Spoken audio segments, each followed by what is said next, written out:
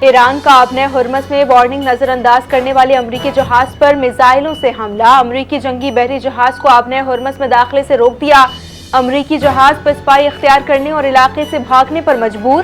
ایرانی خبر ایجنسی کے مطابق امریکی جنگی بحری جہاز کو روکنے کے لیے میزائل داغے گئے، 2 میزائلوں سے امریکی بحری جہاز کو نشانہ بنایا گیا۔ ایرانی بحریہ نے سخت وارننگ دے کر امریکی جہازوں کو روکا۔ آبنۂ ہرمز سے کوئی بھی بغیر اجازت نہیں گزر سکتا۔ ایرانی بحریہ کی سخت وارننگ، پاسداران انقلاب گارڈز نے ایرانی نیوی کے زیر کنٹرول آبنۂ ہرمز کا نقشہ شیئر کر دیا۔ آبنۂ ہرمز میں کسی امریکی جنگی جہاز پر میزائل نہیں لگا۔ امریکی فوج کی سینٹرل کمانڈ سینٹ کام نے ایرانی دعوے کی تردید کر دی۔ 2 امریکی پرچم بردار تجارتی جہاز آبنۂ ہرمز سے کامیابی کے ساتھ عبور کر گئے۔ کہا کہ امریکی فوج ایرانی پانیوں کی ناکہ بندی برقرار رکھے ہوئے ہے۔ امریکی فوج پروجیکٹ فریڈم کی معاونت کر رہی ہے۔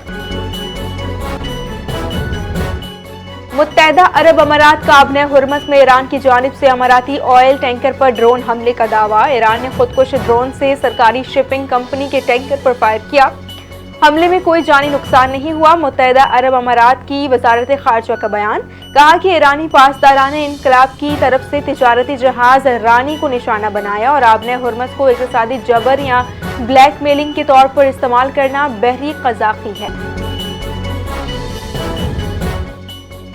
وزیر اعظم کی مشیر رانا ثناءاللہ کی فیصل آباد میں شہید حوالدار محمد نوید انصاری کے گھر آمد، اہل خانہ سے ملاقات کی، شہید کے درجات کی بلندی کے لیے دعا کی۔ رانا ثناءاللہ کا اہل خانہ سے دلی تعزیت کا اظہار، ان کی صبر و حوصلے کو خراج تحسین پیش کیا۔ کہا کہ شہداء کی قربانیاں قوموں کی عزت، وقار اور بقا کی ضمانت ہوتی ہیں۔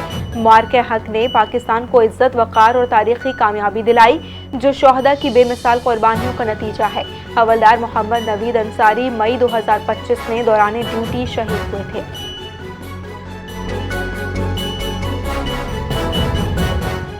پوری دنیا کو موسمیاتی تبدیلیوں کا سامنا ہے، زمین کے درجہ حرارت میں اضافہ ہو رہا ہے۔ موسمیاتی تبدیلیوں سے متاثرہ ملکوں میں پاکستان سر فہرست ہے۔ چیئرمین NDMA لیفٹیننٹ جنرل انعام حیدر ملک کی میڈیا سے بریفنگ، کہا کہ موسمیاتی تبدیلیوں سے نمٹنے کے لیے اقدامات ضروری ہیں۔ کراچی میں سورج سوانی سے پرا گیا، گرمی کی شدید لہر نے شہر کو اپنی لپیٹ میں لے لیا۔ مختلف علاقوں میں پیش آنے والے افسوسناک واقعات میں 8 افراد دم توڑ گئے۔ منگو پیر، گلشن حدید، ڈیفنس اور دیگر علاقوں میں شہری گرمی سے جاں بحق، مرنے والوں میں 3 نشے کے عادی افراد بھی شامل۔